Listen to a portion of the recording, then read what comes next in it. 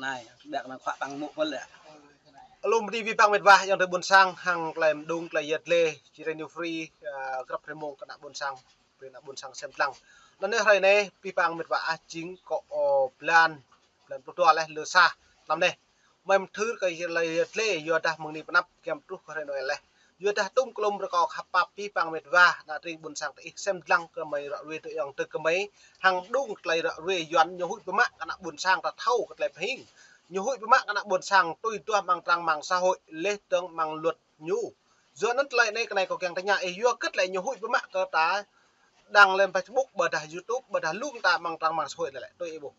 nhiều hụi nên sau này cho tề nhiều hụi tề khơi ta chỉ trang lại so nhiều trang về chỉ trang thầu có cái so nhiều sau này nhiều áp đặt sẽ chỉ duyên bè nên sẽ chỉ nhiều áp đặt cầu này hình sẽ chỉ làm trang người Việt online nhiều chi bè ta làm kinh quê đang đi như là đừng dớn quá lỗ như là keo rô quá lớn như lại lưới trời lòng như lẽ nên tùy thừa mà khó lọt ở đâu cũng vậy vì pháp luật sẽ bị xử lý nghiêm theo quy định của pháp luật nhà nước như lại nên làm trang Facebook của là bước vào đối tượng này không thay đổi là không hình buồn câu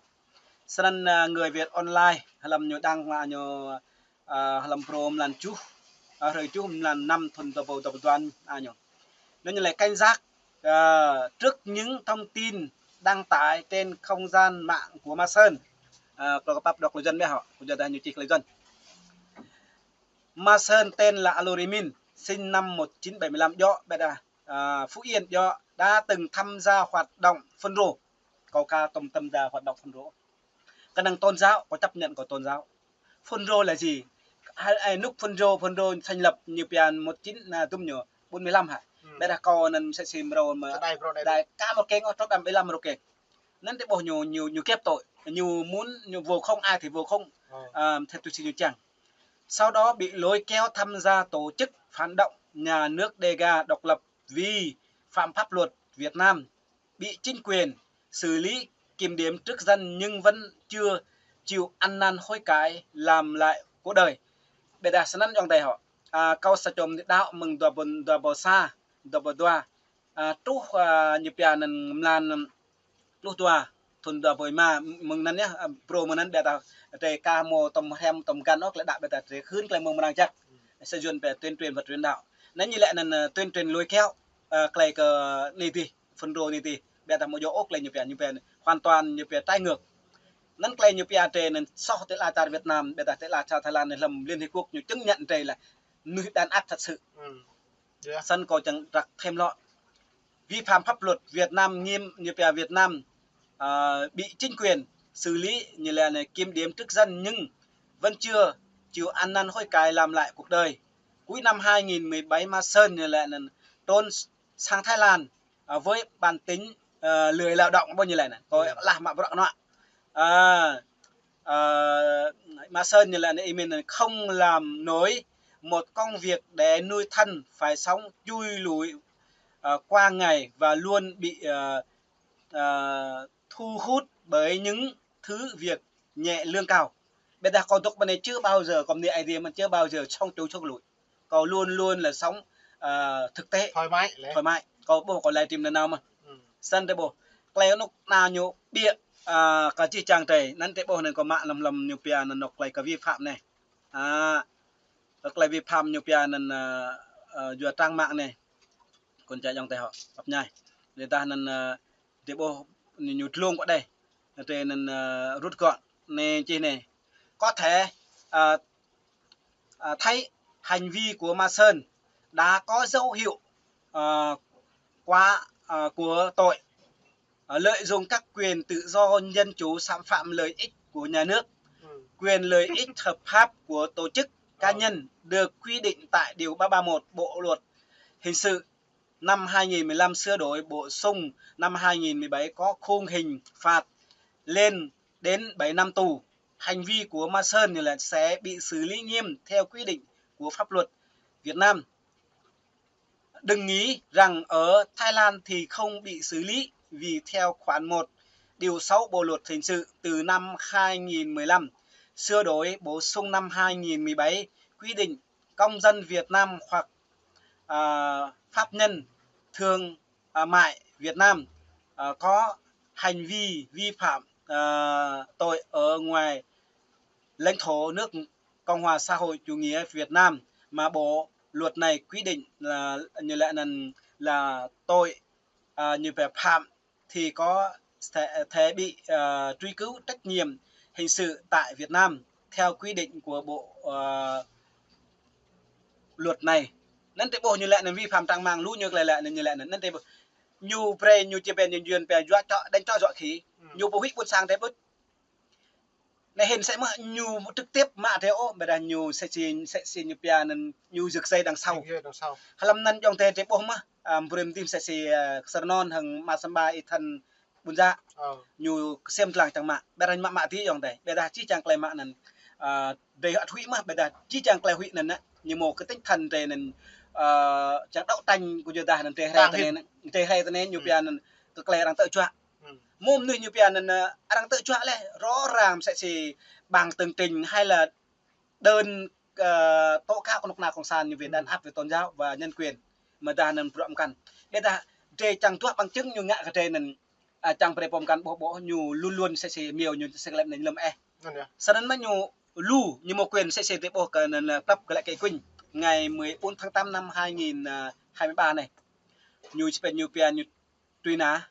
như một quyền như chẳng truy nã ta thấy mạ tim á bây giờ chỉ chàng như một sẽ ra lại nên đây một sọc làm trận nữa nha thế bộ sau đó mà đây độc thì nghi ngờ được chỉnh đây độc thì buồn sang thì nên thế bộ nên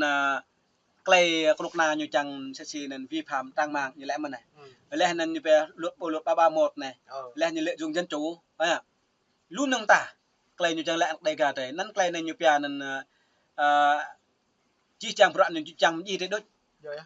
nên nên đây bây là thì Việt Nam ấy bố nhá clay như ngạ Sydney bây giờ chẳng chụp group này hình mình sẽ xin nhiều rất lên mà chúng ta như mạ thu mạ sẽ cái vợ cái đầy non đấy nên bấm mà như mạ mà này mà lọc thế bộ phụng trong đây quay một tí xích khu lạ nè này mạ điện thoại chỉ chẳng clay nè nhu tìm bằng mọi cách để tiêu diệt chúng ta đấy không ạ theo nên thuộc tức là Việt Nam như nên từ cái luật nhu từ nhu bây giờ nên theo luật quốc tế mà hay nên là chỉ chẳng rõ nhiều ngạn hoàn toàn trái ngược nên để bộ trong tay do nó mệt vãi bố là còn tùm clay làm mệt sơn tạ lay đoạn về mang răng mang xã hội này như hụi mãi tập hệ tập trả đi ta lay ngại chăm nhiều cái nào hay cháu đứt lên tới quậy cái nào tùm cho cháu xăm đi mang ra trong mạng xã hội nó lại ta bàn là thâu lại sát là nhiều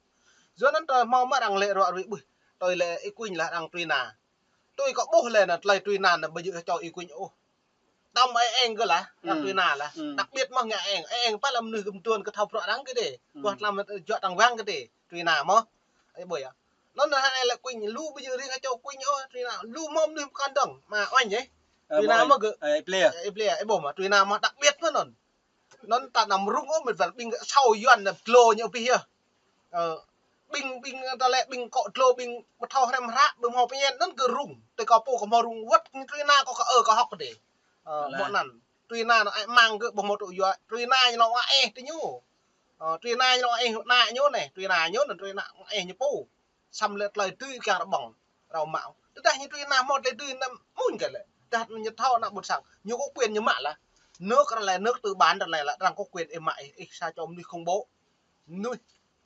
nuôi là sau đây phèn là đang mãi cho nên đây là mà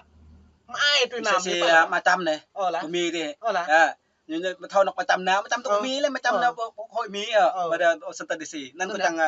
rạc và cả độc phần còn lại dần bè như về cam dỗ bởi động tiền mà sơn nhanh chóng bị số đối tượng như về phản động ở Thái Lan và Mỹ thu hút đào tạo và sử dụng làm công cụ cho các hoạt động trong pha như lại là được các đối tượng phản động hứa hẹn sẽ phong làm tỉnh trưởng Phú Yên mùi được làm ăn được khi nhà nước DK được thành lập Từ năm 2021 đến nay, Mason sử dụng chiêu trò cắt ghép, chỉnh sửa để tạo ra hơn 150 bài viết, hơn mày sợ chưa? hơn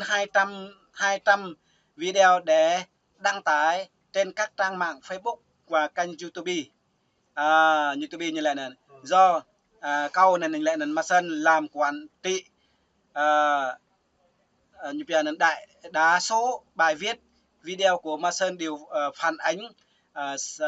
sai tình hình thực tế, thiếu thiếu dệt nhưng vấn đề không có thật, bôi nhọn hoặc dựng chuyện. Nhiều bài viết có nội dung xúc phạm lãnh đạo Đảng, Nhà nước, lực lượng công an an ninh Phú Yên, cho rằng Việt Nam không có tự do dân chủ, tự do tôn giáo. Cộng sản đã áp bóc lột người dân tộc thiểu số nhằm mục đích xuyên tạc, chia rẽ khối đoàn kết toàn dân tộc, gây hoang mang dư luận, kích động tư tưởng ly khai, tự trị trong đồng bào dân tộc thiểu số, dụ dỗ lôi kéo người dân tộc thiểu số trốn ra ngoài, gây ảnh hưởng an ninh trật tự vùng đồng bào dân tộc thiểu số. Câu ông đây có lẽ pa cái ta ngạ này buồn sang thì hất, giờ đặt buồn sang thì tìm đạo khởi cái so nhiều làm mì làm lum ta lên nhiều so cái tứ cái lúc nào mì này sốt là nhiều tụi bảo ăn lên là quốc ngày 7 tháng 7 năm 2023 thì này như một chính thức ngày mùng 1 tháng 1 năm 2023 vì lý do nhiều vi phạm tự do nhân quyền, tự do tôn giáo như mạng clau pro toàn cầu cùng duyên bình nhà bạo bình độc lập này đi nên như lại còn nên cây chia rẽ không bao giờ kia chia rẽ câu trắng đặc đây cà trên nên một lấy xã ai không biết hiểu đâm mỡ sập nhổ sao nó dòng tay do nó mình vậy bố là gật lại tüm gật lại rõ về như lệ là cây chia rẽ chính thức nhối cái chia rẽ là đuôi bắt ta là đuôi giết ta là mạng tự ta là luôn ta là nghe tức ta chia rẽ như mong Hà Nội như trốn mất ta do nó nhiều trốn mất ta như càng dập tắt Tây Nguyên, xóa bỏ phong tục tập quán, xóa bỏ những người dòng dõi của người Tây Nguyên, lấy càng dập tắt cái Tây Nguyên là lại bù mòm nuôi người dân bản địa tại chỗ nhiều càng nuôi di cư sẽ thì nhiều lần do nên buồng này dòng đây làขับ yên lòng chữ mông lại rồi về mày rồi lú từ mà cảm đạo xong mấy càng rồi về là lòng chữ địa môngขับ bắp bị bằng mệt và còn lại đi dù bị bằng ít xem lăng cái mày rồi về này để trong mình nạp màu lú lót tưng lại về thôn bầu liền bầu mà mình nạp hình ăn cấp nhìn bằng